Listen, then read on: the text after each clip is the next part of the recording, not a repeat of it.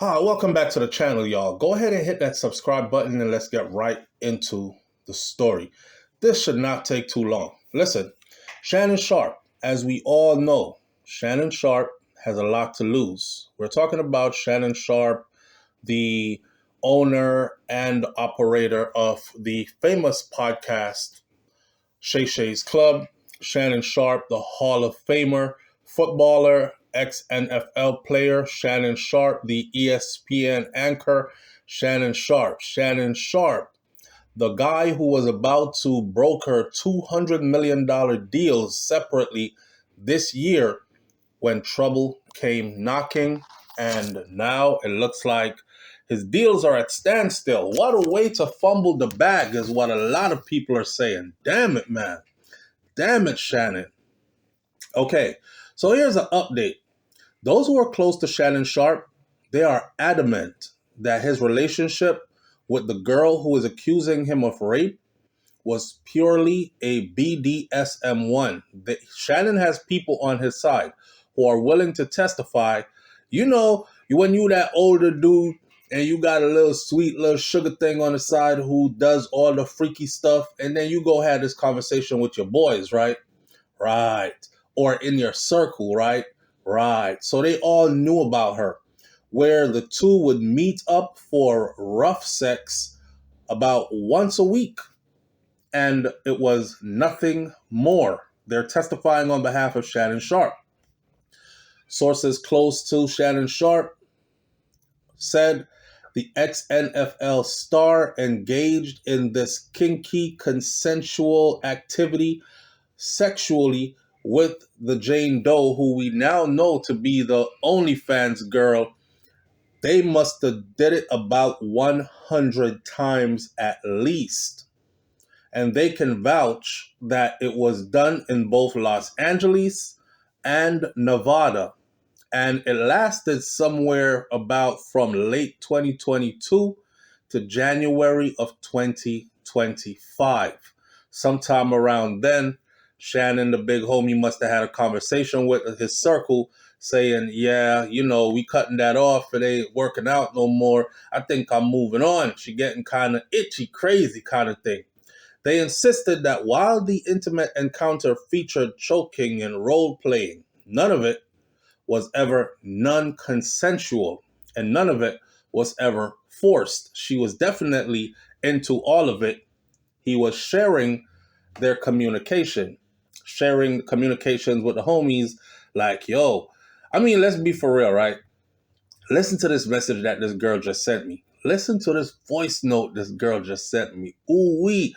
Yo, I can't wait to get back with her again, man. I'm telling you, I can't tell you everything, but she be on some freakiness, right?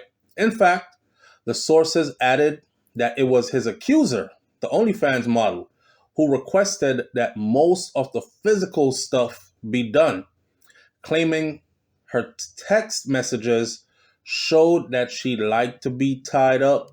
She liked to wear the dog collar during some of their times between the sheets. Numerous text messages from her, they say, captured her demands in these text messages where she would be sexting Shannon, including one where she explicitly wrote that I want you to tie me up like this, and I want you to abuse me, daddy.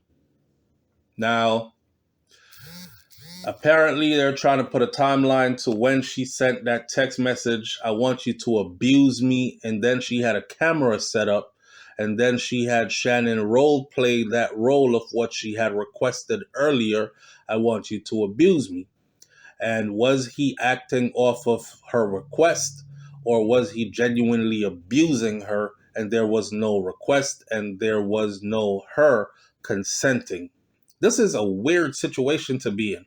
A weird situation to be in because her behavior is actually tracked, okay? She is definitely a part of it. She is definitely consensual. There's more than enough proof that she is consensual. She is you could read her text messages where she is asking for the same things that she is actually now saying he forced and she did not give consent. it's crazy because if you read the text messages, it clearly shows that this was a game thing for them. And the things that she said she did not consent to, that was actually a part of the games they would play, where she would act like she wasn't consenting and he would take it.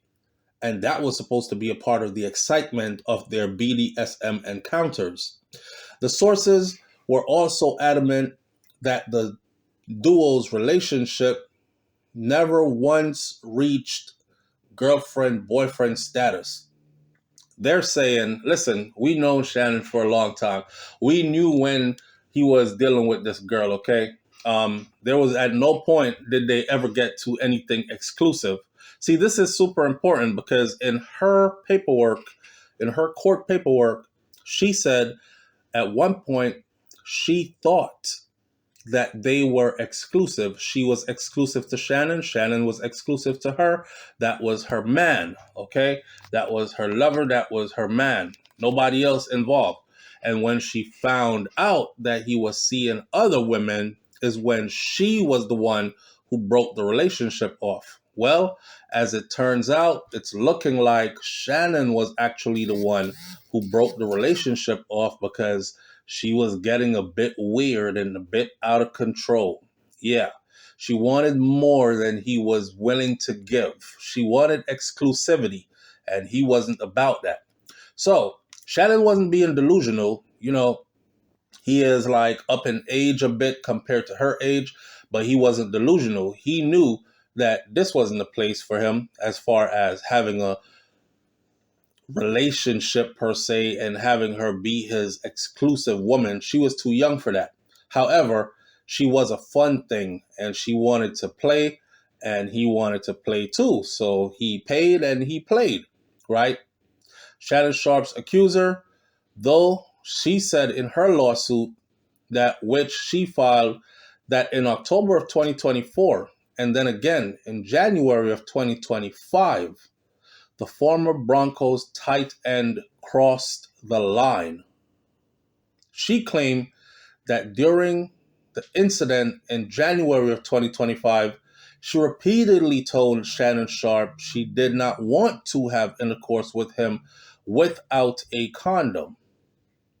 We can do it, but we have to do it with a condom. But he became more aggressive and he made it clear that he would not wear one. And he was going to have his way regardless. Some reason I ain't really buying that.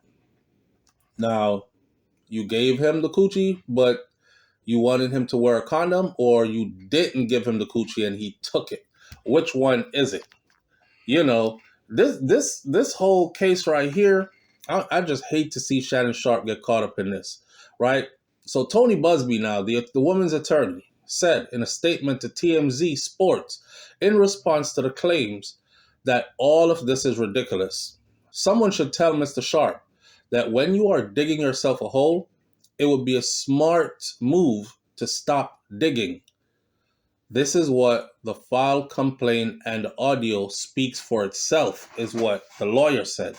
The lawyer then pointed out a text that his client had sent to Shannon Sharpe January 2nd of 2025 that read, "I don't care what our history is. No means no, Shannon." Now, at this point, this is where the setup started, right? I don't care what our history is. No means no, Shannon. Meaning I don't care how many times. I don't care if you tell people. I don't care if they know. I don't care if we done did it 100 times. When I say no one time, that one time is a no. And she's right. However, I think her writing that text message at this point in January of 2025, this was her preparation to file this lawsuit and putting everything in line, putting all the ducks in a row, so to speak, so that it'll all look the way it's supposed to look in order to win her case, right? Right, because remember, he had already offered $10 million behind the scenes to make this go away. And I know she knows, well, when she found out is when she decided, I'm not taking that $10 million. You're about to sign a multi-million-dollar deal. You're about to sign two multi-million-dollar deals that are each over $100 million. So I don't want $10 million this time. I want 50. And this is when Shannon drew the line. And he was like, you know what? If you're going to extort me, extort me. I'm not giving you no damn $50 million. Are you crazy? I just wanted to give you 10 to make this go away. Not because I'm guilty, but because I don't want the drama right now. And I'm trying to get some business done and get to a bigger bag, get to some more money. And she is like, what I can get from you is life-changing. So I don't care what you're trying to do. You're going to give me what my demand is, or I'm going to destroy you.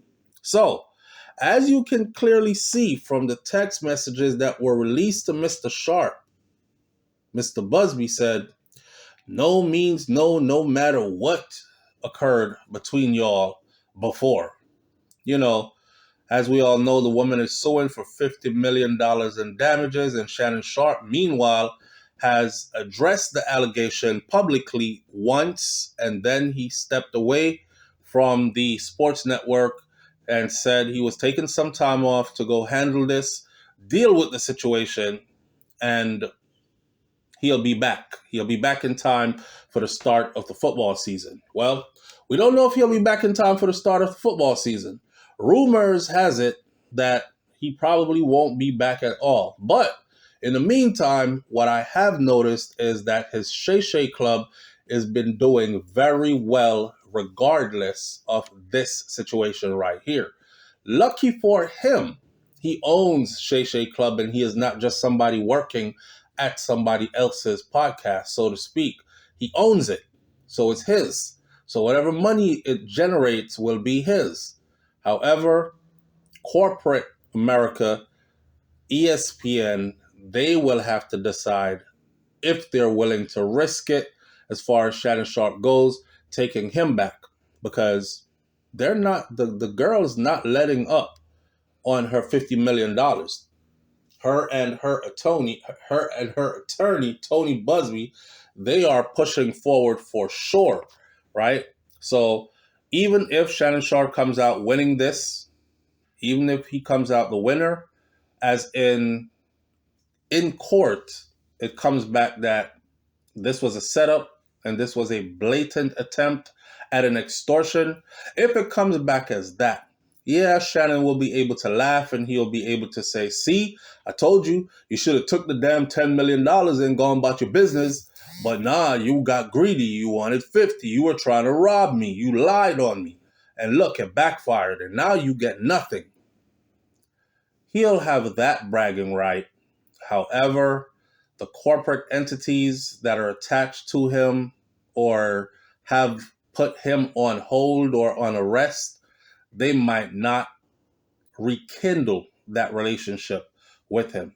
So that's what's popping in the Shannon Sharpe situation. You know,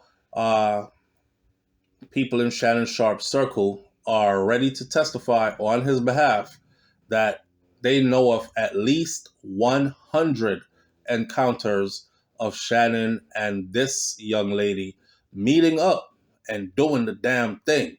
That's a lot. 100. But we're talking about from 2022 to 2025. All right? All right. Listen, hit that subscribe button. Stay close to the channel. We'll keep you updated as to what's going on in the Shannon Sharpe situation. Leave your comments in the comment section below, and I'll catch you on the next video. Hey, I'm out. Peace.